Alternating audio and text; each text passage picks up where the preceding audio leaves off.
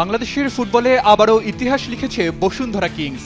ঘরোয়া ফুটবলে দ্বিতীয়বারের মতো ট্রেবল জয়ের গৌরব অর্জনের পর এবার খেলোয়াড় ও কোচিং স্টাফদের সংবর্ধনা দিল বসুন্ধরা গ্রুপ। বসুন্ধরা আবাসিক এলাকায় সাফওয়ান বসুন্ধরা গ্লোবালের চেয়ারম্যানের বাসভবনে আয়োজিত অনুষ্ঠানে ছিল উৎসবমুখর পরিবেশ, আবেগ আর ভবিষ্যৎ স্বপ্নের বার্তা।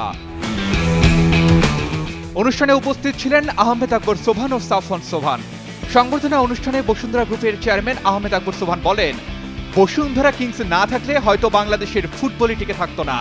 তিনি বিশেষভাবে প্রশংসা করেন ক্লাব সভাপতি ইমরুল হাসানের, যাকে তিনি ফুটবলের জন্য নিবেদিত প্রাণ বলে উল্লেখ করেন। আর ইমরুল সাহেব, আমার একটা ছোট্ট ঘটনা বলি, মানে আমাদের যে খেলাধুলার প্রতি কদ্দূর নেই। যেমন গত বছর আমাদের তো অত্যন্ত খারাপ সময় ছিল, এমনকি আমাদের বাজার করারও টাকা ছিল না এক সময়। আইসা বলল আমরা টিম পাঠাবো ইন্ডিয়াতে, আমার কাছে কোনো টাকা নাই। তা আমার একটা ফ্ল্যাট ছিল, ওই ফ্ল্যাটটা বিক্রি করে ইমরুলের আমি 2.5 কোটি টাকা দিয়েছিলাম। মানে এটা হয়তো আমার জীবনের একটা, মানে কি বলবো, ওই সময় হয়তো এটা না দিলে হয়তো টিমও পাঠানো সম্ভব ছিল না।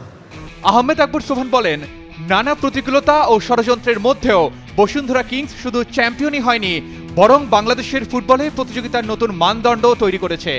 অনেক ষড়যন্ত্র কবলে বসুন্ধরা গ্রুপ, কিন্তু বসুন্ধরা যেই সেক্টরে গিয়েছে সেই সেক্টরই লিড করেছে।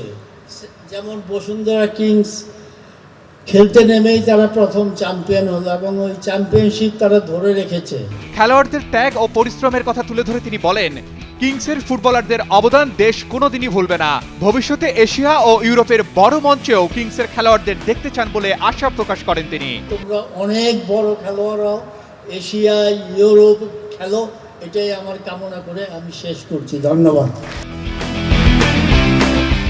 Arman Ali, Daily Sun.